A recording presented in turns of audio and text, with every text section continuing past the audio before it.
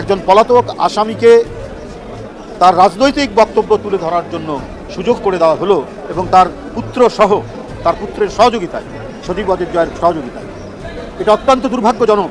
দিল্লিতে সাবেক প্রধানমন্ত্রী শেখ হাসিনার বক্তব্য ব্রিফিং শেষ হতেই ওপার থেকে যা আসলো, ঢাকা তার জবাবটাও দিয়েছে একদম নজিরবিহীন আর কড়া ভাষায়। আমাদের পররাষ্ট্র দপ্তর থেকে এমন একটা সরকারি বার্তা ছেড়ে দেওয়া হয়েছে যা দেখে পুরো অঞ্চলের রাজনীতিতেই একটা বিশাল তোলপাড় শুরু হয়ে গেছে। আমাদের পররাষ্ট্র উপদেষ্টা খলিলুর রহমান ভারতের প্রধানমন্ত্রী নরেন্দ্র মোদী আর তার সরকারকে যে সরাসরি কথা শোনালেন তা সত্যি আগে কখনো দেখা যায়নি। পলাতক দণ্ডপ্রাপ্ত গণহত্যাকারী শেখ হাসিনাকে গণমাধ্যমের সঙ্গে কথা বলার সুযোগ দেয় ক্ষুব্ধ বাংলাদেশ। এ ঘটনায় দুই দেশের দ্বিপক্ষীয় সম্পর্কের নতুন যাত্রার প্রচেষ্টায় বিরূপ প্রভাব পড়তে পারে। বিবৃতিতে আরো বলা হয়, ভারতের মাটিতে তাদের এমন বক্তব্য বাংলাদেশের সার্বভৌমত্বের প্রতি অবমাননা এবং জুলাই বিপ্লবের শহীদদের স্মৃতির প্রতি গুরুতর অপমান।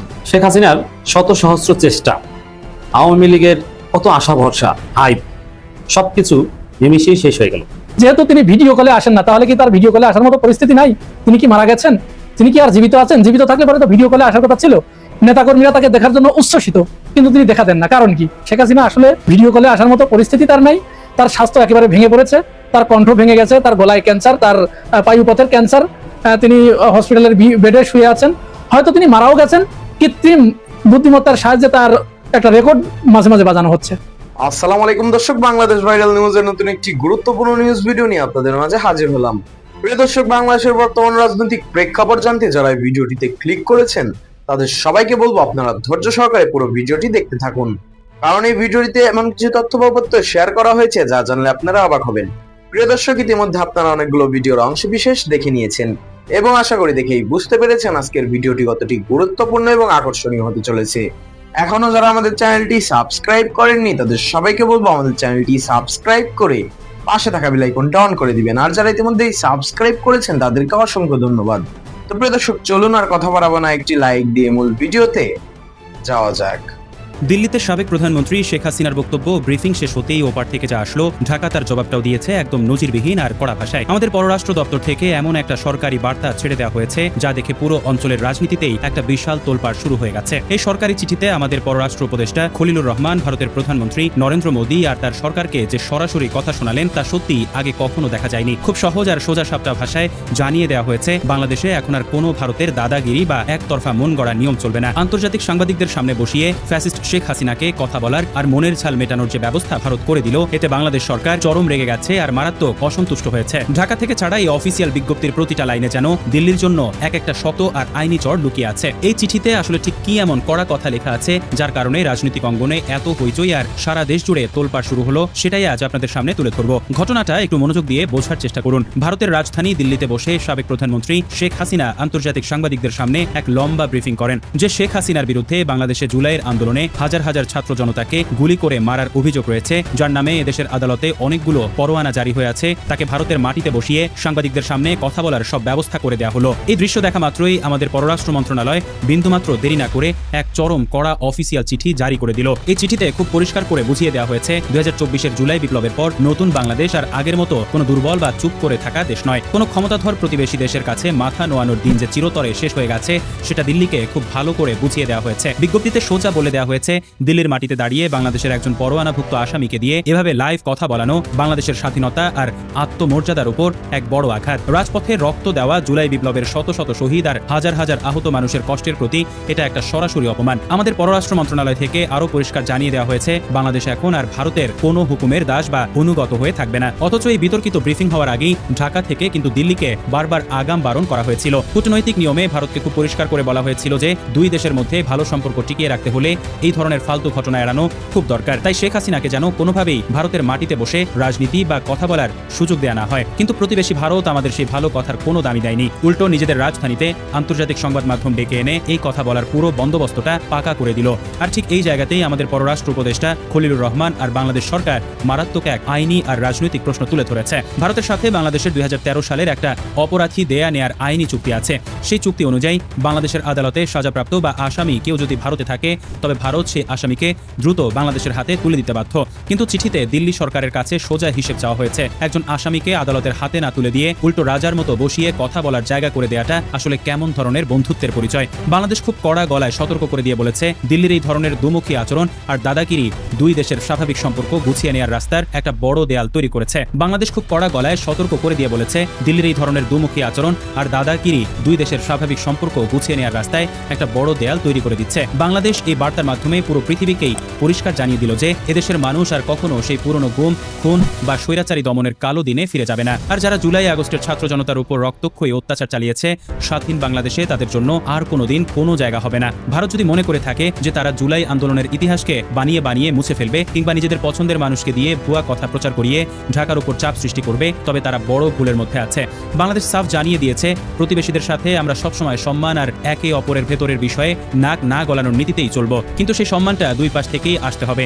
বাংলাদেশ হাত মেলাতে একদম তৈরি, কিন্তু কোনোভাবেই হাঁটু গেড়ে মাথা নোয়াতে রাজি নয়। তবে এই পুরো ঘটনার সবচেয়ে বড় চমকটা লেখা রয়েছে সরকারি এই চিঠির একদম শেষ লাইনে। বাংলাদেশ সরকার এখন আর কেবল চিঠিপত্র লেখালেখি বা মুখের প্রতিবাদের মধ্যে আটকে নেই। খলিলুর রহমানের পররাষ্ট্র দপ্তর এবার সরাসরি কাজে নেমে পড়েছে। ভারতের এই অন্যায্য আচরণ আর আন্তর্জাতিক চুক্তি ভেঙে ফেলার বিরুদ্ধে বাংলাদেশ সরকার এখন আন্তর্জাতিক আদালত আর জাতিসংঘের কাছে প্রমাণ নিয়ে শক্ত লড়াই করার সব প্রস্তুতি গুছিয়ে ফেলেছে। সব তথ্য প্রমাণ হাতে নিয়ে এবার বিশ্বমঞ্চে অর্থাৎ জাতিসংঘের দরবারে ভারতের এই একতরফা চালের বিরুদ্ধে কঠিন আইনি পদক্ষেপ নিতে যাচ্ছে ঢাকা। বাংলাদেশ বিশ্বকে খুব পরিষ্কার করে জানিয়ে দিল, এ দেশ এখন নিজের কোটি কোটি সাধারণ মানুষের শক্তিতে আর নিজের স্বাধীন শর্তে চলবে। বাইরের কোনো দেশের রাষ্ট্রপ্রধান বা নেতার কথায় বাংলাদেশকে আর এক পাও চালানো যাবে না। ভারতের প্রধানমন্ত্রী নরেন্দ্র মোদী আর তার সরকারকে যদি বাংলাদেশের সাথে ভালো সম্পর্ক রাখতে হয়, তবে ভারতের সেই পুরনো দাদাগিরি বাদ দিয়ে আইন, সমতা আর সম্মানের নীতিতেই আসতে হবে। এখন বড় প্রশ্ন হলো, ভারত জেনে শুনেও কেন এত বড় একটা বিতর্কিত সুযোগ শেখ হাসিনাকে করে দিল? এর পেছনে ভারতের আসল কৌশলটা কি? আন্তর্জাতিক রাজনীতি বিশ্লেষকরা বলছেন, দিল্লি আসলে এই সুযোগটা দিয়ে বিশ্বমঞ্চে একটা বার্তা পাঠাতে চাইছে যে বাংলাদেশের রাজনীতিতে তারা এখনো তাদের পুরনো ঘুঁটি হাতছাড়া করেনি। কিন্তু ভারত যে খেলাই খেলুক না কেন, প্রশ্ন কিন্তু থেকে যায়, বিশ্বের বাকি পরাশক্তিগুলো এটাকে কিভাবে দেখবে? ওয়াশিংটন, বেইজিং কিংবা জাতিসংঘের মতো আন্তর্জাতিক প্ল্যাটফর্মগুলো কি বিচার ও পরোয়ানা এড়িয়ে চলা একজন আসামিকে এভাবে রাজনৈতিক স্পেস দেওয়াটা মেনে নেবে, নাকি এর ফলে আন্তর্জাতিক কূটনৈতিক পাড়ায় ভারত নিজেই বড় ধরনের প্রশ্নের মুখে পড়তে যাচ্ছে? আসল খেলাটা কিন্তু এখন পুরো দক্ষিণ এশিয়ার দাবার বোর্ডে ছড়িয়ে পড়েছে। একদিকে ভারতের প্রভাব ধরে রাখার মরিয়া চেষ্টা, অন্যদিকে নিজেদের সার্বভৌমত্ব ও আত্মসম্মান রক্ষায় বাংলাদেশের স্পষ্ট আর কড়া হুঙ্কার। শেখ হাসিনাকে সামনে রেখে ভারতের এই আন্তর্জাতিক চালের পর ঢাকার রাজপথ থেকে শুরু করে বিশ্ব দরবারে কি প্রতিক্রিয়া হয়, সেটাই এখন দেখার বিষয়। ভারত হয়তো ভেবেছিল আগের মতোই ভয় দেখিয়ে বা চাপ দিয়ে ঢাকা থেকে নিজেদের ইচ্ছা আদায় করে নেওয়া যাবে, কিন্তু তারা সময়ের পরিবর্তন বুঝতে বড় ভুল করেছে। 2024-এর উত্তাল রাজপথে বুক পেতে দেয়া এদেশের সাধারণ মানুষ আজ অনেক বেশি সচেতন। তারা নিজের দেশের স্বাধীনতা রক্ষা করতে খুব ভালো করেই জানে। পররাষ্ট্র মন্ত্রণালয়ের এই একটি মাত্র কড়া আর সাহসী চিঠি ভারতের পুরো রাজনৈতিক ছককে এক ঝটকায় উল্টে দিয়েছে। কারণ ইতিহাস বারবার একটা কথাই বলে, নিজের দেশের মানুষকে দূরে ঠেলে দিয়ে যদি বাইরের কোনো দেশের উপর ভরসা করে রাজত্ব করার চেষ্টা করা হয়, তবে তার শেষ পরিণতি কখনোই ভালো হয় না।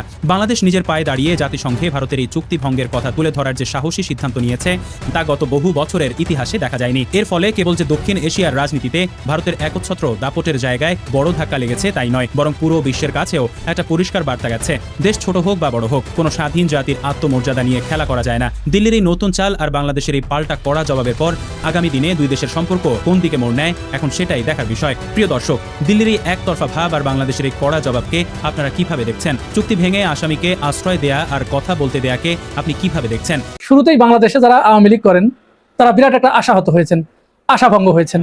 প্রায় মাসখানেক ধরে আওয়ামী লীগের নেতাকর্মী যারা বাংলাদেশে বসবাস করেন, এখনো পালিয়ে যান নাই, তারা বিরাট একটা আশায় বুক বেঁধেছিল যে পালিয়ে যাবার 2 বছর পরেও শেখ হাসিনা তাদেরকে দেখা দেন নাই। বারবার খালি ভার্চুয়ালি তিনি হোয়াটসঅ্যাপে বা অডিও কল তিনি ফাঁস করেন, কিন্তু ভিডিও কলে তিনি কখনো আসেন না। এ ব্যাপারে অনেকের কাছ থেকেই প্রশ্ন আসছিল যে যেহেতু তিনি ভিডিও কলে আসেন না, তাহলে কি তার ভিডিও কলে আসার মতো পরিস্থিতি নাই? তিনি কি মারা গেছেন? তিনি কি আর জীবিত আছেন? জীবিত থাকলে পরে তো ভিডিও কলে আসার কথা ছিল। নেতাকর্মীরা তাকে দেখার জন্য উচ্ছ্বসিত, কিন্তু তিনি দেখা দেন না, কারণ কি? এরই ভিতরে অনেক খবর আমাদের কাছে এসেছে যে শেখ হাসিনা আসলে ভিডিও কলে আসার মতো পরিস্থিতি তার নাই, তার স্বাস্থ্য একেবারে ভেঙে পড়েছে, তার কণ্ঠ ভেঙে গেছে, তার গলায় ক্যান্সার, তার পায়ুপথের ক্যান্সার, তিনি হসপিটালের বেডে শুয়ে আছেন, হয়তো তিনি মারাও গেছেন। কৃত্রিম বুদ্ধিমত্তার সাহায্যে তার একটা রেকর্ড মাঝে মাঝে বাজানো হচ্ছে। এরকম কথা কিন্তু আওয়ামী লীগের নেতাকর্মীদের দীর্ঘদিন ধরে শুনতে হচ্ছে। এই কথা থেকে, তাদের এই খোঁটা থেকে বাঁচার জন্য তারা একটা স্বপ্ন দেখেছিল, একটা আশায় বুক বেঁধেছিল যে 5 আগস্ট 2026 সালে শেখ হাসিনা সরাসরি ভিডিও কলে এসে কনফারেন্সের মাধ্যমে তিনি দেশে আসার ঘোষণা দিবেন এবং দেশের মানুষকে তিনি দেখা দিবেন। প্লাস আওয়ামী লীগের নেতাকর্মীদের ভিতরে একটু প্রাণ চাঞ্চল্য ফিরে আসলো, তারা নতুন করে আবার মরণ উন্মাদনায় মেতে উঠলো।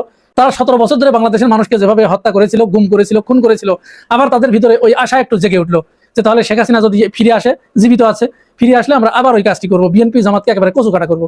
কিন্তু 5 আগস্ট তার নির্ধারিত যে বক্তব্য দেওয়ার সময় ছিল, তার অল্প কিছুক্ষণ আগে ইন্ডিয়া থেকে ঘোষণা দেওয়া হলো যে তিনি ভিডিও কলের পরিবর্তে অডিও কলে আসবেন। এই ঘোষণা শোনার সাথে সাথে আওয়ামী লীগের নেতাকর্মীদের ভিতরে মনোবল হারিয়ে গেছে। তারা এখন নিজেরা নিজেদের মাথার চুল ছিঁড়ছে, গালিগালাজ করছে নেত্রীকে, আওয়ামী লীগের নেতাদের পর্যন্ত গালিগালাজ করছে। এমনকি এই গালিগালাজ করতে করতে শেখ হাসিনার ওই ভার্চুয়াল অনুষ্ঠানে উপস্থিত হয়েছিল বাংলাদেশের আরেক জুয়ারি ক্রিকেটার সাকিব আল হাসান, যে তার বোনকে সহ জুয়া খেলতেন। প্রত্যেকটা খেলায় এই সাকিবের বোন জুয়া খেলতেন, জুয়া খেলে তারা হাজার হাজার কোটি টাকা কামাই করেছে। সেই সাকিবের বাড়িতে বিক্ষুব্ধ নেতাকর্মীরা গিয়ে হামলা ভাঙচুর করেছে, আগুন ধরিয়ে দিয়েছে। যদিও এই দোষ দেওয়া হচ্ছে কাকে? বিরোধী মতের, অর্থাৎ জুলাই যোদ্ধাদেরকে দোষ দেওয়া হচ্ছে, কিন্তু মূলত এই বাড়িটা ভেঙেছে কিন্তু আওয়ামী লীগের নেতাকর্মীরা, সাকিব আল হাসানের সমর্থকরা।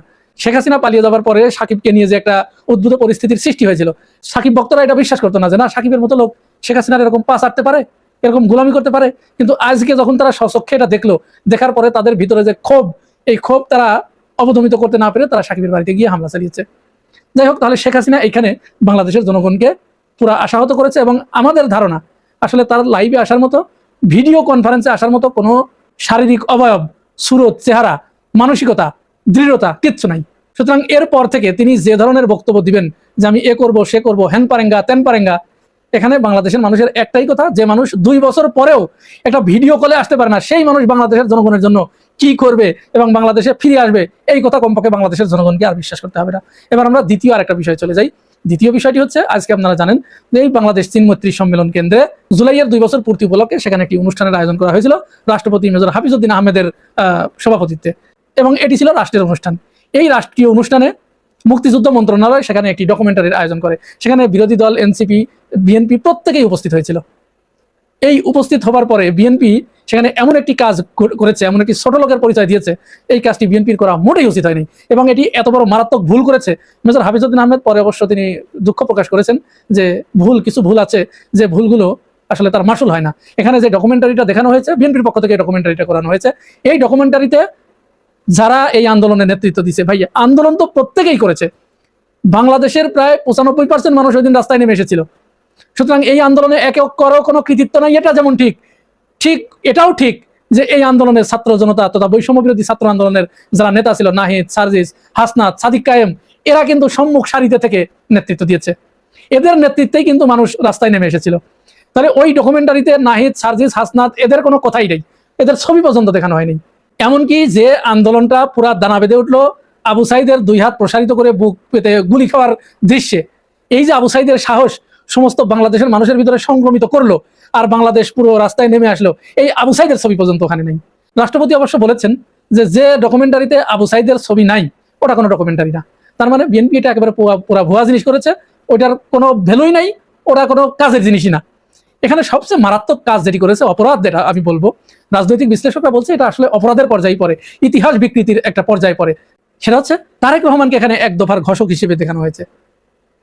এটা আসলে হীনমন্যতার পরিচয়। বিএনপি এই আন্দোলনে তাদের নেতাকর্মীরা মাঠে ময়দানে নেমে সক্রিয় ভূমিকা পালন করতে পারে নাই। এই হীনমন্যতায় ভোগার কারণেই বিএনপি মূলত জুলাই সনদ, গণভোট, সংস্কার এইগুলো বাস্তবায়ন করতে গড়িমসি করছে, এবং তারা দোদুল্যমানতায় ভুগছে যে ওখানে যাবে কি যাবে না, থাকবে কি থাকবে না, তারা এই ব্যাপারে তাদের স্ট্যান্ড কি হবে, তারা কোন জায়গায় দাঁড়াবে। এই দোদুল্যমানতায় ভোগার কারণে তারা 1 পা আগায় 10 পা পিছায় আসে। এরই ভিতরে এই ডকুমেন্টারিতে যখন তারেক রহমানকে এই 1 দফার ঘোষক হিসেবে দেখানো হলো, আবার তারা দ্বিতীয়বারের মতো আরেকটি ভুল করলো। এরকম একটি ভুল কিন্তু আমরা স্বাধীনতার পর থেকে দেখে আসছি। শহীদ প্রেসিডেন্ট জিয়াউর রহমানকে স্বাধীনতার ঘোষক নিয়ে যে বিতর্কটা, যদিও এই বিতর্ক আওয়ামী লীগ এখানে উস্কে দিয়েছে, আমরা মনে প্রাণে বিশ্বাস করি স্বাধীনতার ঘোষক শহীদ প্রেসিডেন্ট জিয়াউর রহমান। আওয়ামী লীগ এখানে মুক্তিযুদ্ধের পরেই ইতিহাস বিকৃত করেছে, ভারতকে দিয়ে ইতিহাস বিকৃত করেছে। আর ঠিক আওয়ামী লীগের পদাঙ্ক অনুসরণ করেই বিএনপিও এই 2024 সালে সেই ইতিহাস বিকৃতির পথে গেল। এটা বিএনপির কোনো দরকার ছিল না। এই ইতিহাস বিকৃতির কি দরকার ছিল? তারেক রহমান কোথায় ছিল? যাদের বয়স 3 বছর থেকে 70 বছর, তাদের কি অজানা যে তারেক রহমান এই আন্দোলনের পুরো সময়টা কোথায় ছিল? আমরা প্রত্যেকেই জানি। হ্যাঁ, তিনি নির্যাতিত, নিঃসন্দেহে তিনি নির্যাতিত, এবং তিনি অনেক বড় ত্যাগ স্বীকার করেছেন। তার মা দেশনেত্রী বেগম খালেদা জিয়া, তিনি গণতন্ত্রের জন্য আপোষহীন নেত্রী, তিনি যে ত্যাগ স্বীকার করেছেন এটি অনস্বীকার্য। এবং এই বিপ্লবের বীজ একটু একটু একটু একটু করে কিন্তু রোপিত হয়েছে। যেমন এখন ছাত্রদল গত 4 তারিখে সারা দেশের ক্যাম্পাসগুলোতে যে ছাত্রলীগের মতো তাণ্ডবলীলা চালিয়েছে। এর আগে হসপিটালে হামলা চালিয়েছে, প্রথমে চালিয়েছে ইসরায়েল, দ্বিতীয়বার চালিয়েছে ছাত্রলীগ, আর তৃতীয়বার চালালো ছাত্রদল। হসপিটালের ভিতরে আহত রোগীদের উপরে হামলা চালিয়েছে। তো ছাত্রদল এই যে তাদের চেহারা দেখালো সারা দিন ধরে, তারা প্রকাশ্য অস্ত্র নিয়ে, পিস্তল নিয়ে, রামদা, চাপাতি, কিস এগুলো নিয়ে ছাত্র শিবিরের উপরে সারা দেশের ক্যাম্পাসগুলোতে তারা হামলে পড়েছে।